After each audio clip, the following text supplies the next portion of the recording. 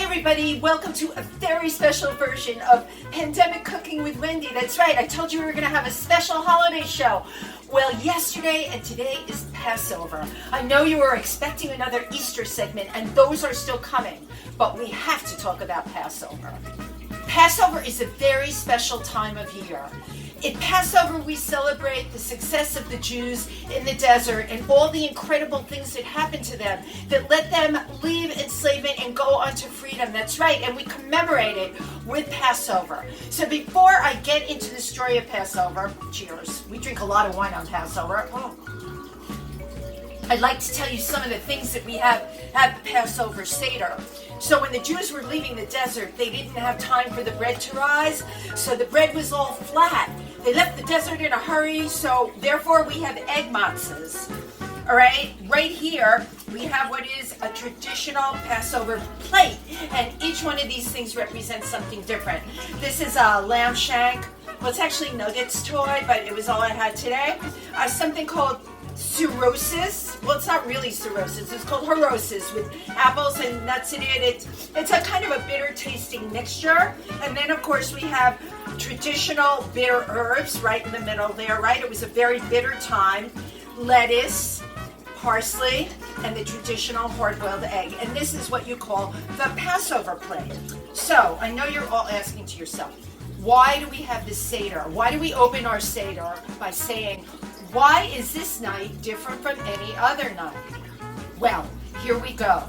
So there was a guy named Joseph who found himself in Egypt, right? And Joseph was like very, very cool. He had a lot of wisdom, very, very smart, and he was also telepathic. That's right, ladies and gentlemen. He knew the future. So Pharaoh, who was in Egypt, really liked Joseph, okay? And Joseph was an Israelite. So Joseph brought more Israelites down there, and everything was so hunky-dory then. It was all going so well, except eventually the Pharaoh who liked everybody from Israel died. It's kind of like, you know, when like you have a job and you have a boss that really likes you, and then that boss leaves and a new boss comes in, and no matter what you do, you can't make that boss like you.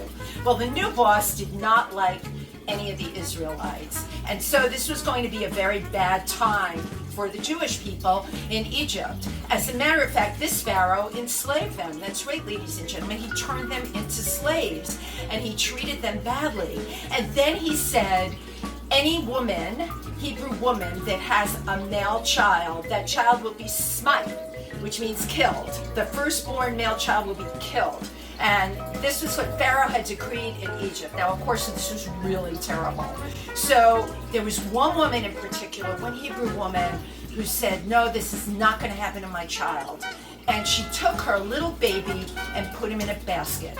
And lo and behold, the baby was picked up by Pharaoh's daughter. So this baby was going to have a very special life. And Pharaoh's daughter finds the baby and then actually traces this baby, this Jewish baby, to his mother. And the mother, it turns out, was somebody that she really wanted to take care of and help raise the baby. So that was very good. And the baby was named Moses. Okay, so while all this is going on, the Jews are being treated terribly. They're enslaved. It was an awful time then. Moses starts growing up, right? And Moses is someone you can call an activist for real. Not like your friends on Facebook that put on their page that they're an activist. They're not an activist. Moses was actually an activist. And as Moses grows up, he saw how badly the Jewish people were being treated and beaten and enslaved. And one day he couldn't take it anymore. He saw somebody beating one of the Jewish slaves, and he killed the person. And then he fled. And everybody was looking for him. They're like, Moses committed this crime. But Moses was a smart guy. He morphed into a shepherd, right? He thought, nobody's going to look for me taking care of sheep or anything. So he like kind of went anonymous into the desert, became a shepherd, and thought about what he could do to help his people.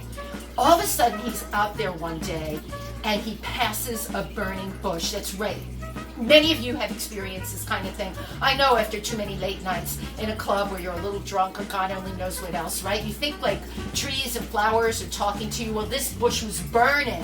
It was burning. This bush was on fire. And the bush said to Moses, I am God. I want to help your people. You have to lead them out of the desert. And you have to make sure that you smite all the firstborns of the Egyptians in order to do so.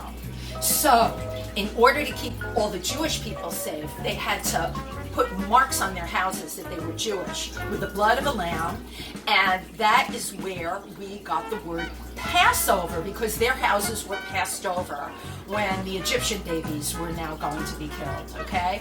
And then Moses was told, you must lead your people out of the desert and across the Red Sea. So this mass exodus happens across the desert, and Moses is leading them, and all of a sudden he comes to the Red Sea, and he said, oh my God, how am I supposed to get them across? And God answered, the sea shall part for you, Moses. And so the sea came apart, and the Jews were able to cross it. And they left their land in such a hurry. That's the reason all this unleavened bread was left behind. That's why we have matzah, okay? Lots of symbolism in this story. There's a lot of symbolism in this story. And then the Jews crossed through the Red Sea, and as the Egyptians came to go after them and kill them, the Red Sea became the sea again, and the Egyptians drowned.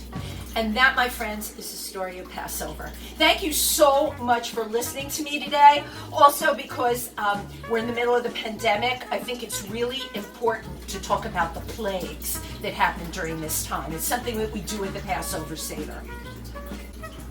So you can't talk about Passover, ladies and gentlemen, without talking about the plagues. That's right, plagues. There were plagues. This is like what we do. We put our fingers in the wine and we do this. We say, blood, vermin, darkness, disease, locusts. There was all kinds of bad things that happened, and you can dip your fingers in the wine while you do it. Anyway, there were all of these horrible plagues. And think about it right now. That's really timely, right? We're right in the middle of coronavirus, which is also a plague. So think about it. It's not that different, what happened then and what is going on now, right? So, cheers. But I bet they didn't have to wear masks in the desert. No, they didn't. So I just took it upon myself to come up with this really great idea for today. Time for Passover. It's a matzah mask, that's right. And this is how it goes. It fits very nicely across there, my face. Whoop! And it broke, but anyway, you get the gist, right? You can use matzah as a mask, although you know what, it's not really safe. It's kind of like a lot of those designery masks that you see out there that don't do anything, but it does prevent a barrier, which means these barrier masks, right, it means if you're positive, you will at least have a barrier up so somebody else won't get anything that comes from you sneezing or coughing or whatever. So, and when you're done wearing your matzah mask, you can eat it. Anyway, thank you for joining me today on Pandemic Cooking with Wendy. I know we really didn't cook anything, but I thought it was really important to talk about Passover today. And I want to wish everybody a great holiday. Thank you. See you next time on our next Easter edition.